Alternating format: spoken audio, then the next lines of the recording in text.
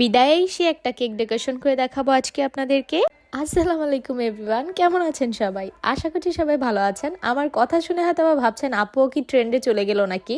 তো যেহেতু আমিও এই সমাজেরই মানুষ, তো সমাজের বাইরে গিয়ে তো আর থাকতে পারি না, তাই না বলেন? ট্রেন্ড বলে কথা। তবে যাই হোক, সবসময় আমি কিন্তু লেট করেই ট্রেন্ড ফলো করি, সেটা আপনারা সবাই জানেন, মোটামুটি যারা আপনারা আর কি আমার ভিডিও আগে থেকে দেখেন।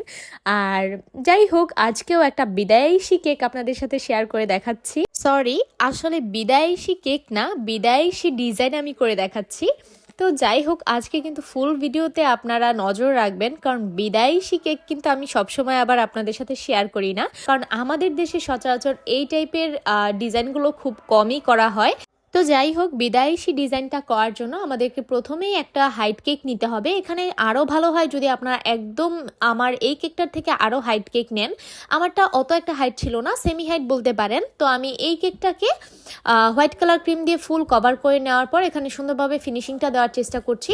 আর আজকে এখানে আমার হোয়াইট কালার থাকবে না কেকটা, আমি এখানে একটা ইয়েলো শেড করব। তবে যেহেতু ইয়েলোটা আমি খুব গাঢ় একটা ইয়েলো করেছিলাম, আসলে ভিডিওতে আপনারা কতটা বুঝতে পারছেন আমি জানি না, তবে বাস্তবে এটা মোটামুটি বেশ গাঢ় একটা কালার ছিল, মানে একদমই ডার্ক একটা কালার বলতে পারেন। তো ওইটার জন্য আমি চাচ্ছিলাম না যে ফুল কেকটা আমি এত ডার্ক কালার দিয়ে আর কি কভার করি।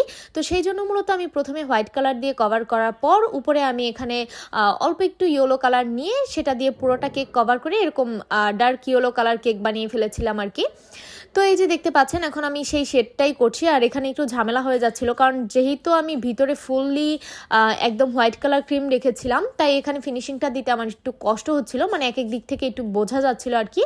তো যাই হোক, ব্যাপার না, আমার উপরে যেহেতু একদম ডিজাইনে ঢেকে যাবে, তাই আমি আর ওই দিকটাতে এত একটা মনোযোগ দিলাম না। চলে আসি এখন আমার মেইন বিদায়ী ডিজাইনটার পালায়। তো এই যে দেখেন, আমি প্রথমে এখানে 4টা ঘরের মতো করে নিচ্ছি। এখানে 4টা ঘরের জন্য আমাদেরকে টোটাল 8টা দাগ কাটতে হবে আর কি। আর এটা আমি একদম নিচ বরাবর নিব, অনেকটা আমরা স্পাইডার কেকের ক্ষেত্রে যেরকম করে থাকি, স্পাইডারম্যান কেকের ক্ষেত্রে ওই রকমটাই, জাস্ট মানে এখানে ঘরগুলো করার নিয়মটা একটু আলাদা আর কি। এখানে টোটাল আমি 4টা ঘর করব, আর সেই জন্য আমার দাগ কাটতে হবে এখানে টোটাল 8টা। কারণ এখানে যেহেতু আমি এখানে ভিতরে ডিজাইনটা রাখবো, মানে ঘরগুলোর ভিতরে, তাই এখানে আমাদের টোটাল 8টা দাগ হবে, কিন্তু আমাদের এখানে ডিজাইনটা হবে মোট 4টা ঘরে। তো আমি জানি না কতটুকু আপনাদেরকে বোঝাতে পারছি বলে, তো আপনারা একটু এখন দেখেন, দেখলেই হয়তো বা বুঝতে পারবেন যে আমি এখানে কি বোঝানোর চেষ্টা করছি। তো আসলে সব কিছু আছে যে এরকম বলে বোঝাতে পারা যায় না, দেখলে হয়তো বা সেটা আন্দাজ করা যায়। তো যাই হোক, এই যে দেখতেই পাচ্ছেন আমি এখানে টোটাল 8টা দাগ কেটে নিলাম কিভাবে। আর এখন আমি এই 8টা দাগকে টোটাল 4টা ঘরে পরিণত করব। আর এই ঘরগুলোর ভিতরে আমি জাস্ট একটা পাইপিং ব্যাগ একদম মাথাটা চিকন করে কেটে নিয়ে এরকম হাতটা একটু পেঁচিয়ে ওলট পালট করে, মানে একদম টোটালি বলতে পারেন যে হাবিজাবি একটা ডিজাইন আর কি করে নিচ্ছি এখানে। আর এই ডিজাইনটা হাবিজাবি হলে কি হবে, এটা কিন্তু দেখতে অনেক বেশি ইউনিক লাগে। তো এই যে দেখতেই পাচ্ছেন আমার বিদায়ী কেকের কিন্তু প্রায় অলমোস্ট অর্ধেক ডিজাইন কমপ্লিট এখানে। তো এখন আমি যেটা করছি, নিচেও আমি পাইপিং ব্যাগের সেই মাথাটা দিয়ে এরকম সুন্দর করে ছোট ছোট ডট আকারে একটা বর্ডার দিয়ে নিলাম। আর এখন আমি উপরে একটা রোজ নোজেলের সাহায্যে এরকম একটু বাঁকা বাঁকা করে ঢেউ ঢেউ করে এরকম কয়েকটা একটু রাউন্ড সার্কেল একটা করে নিয়েছি।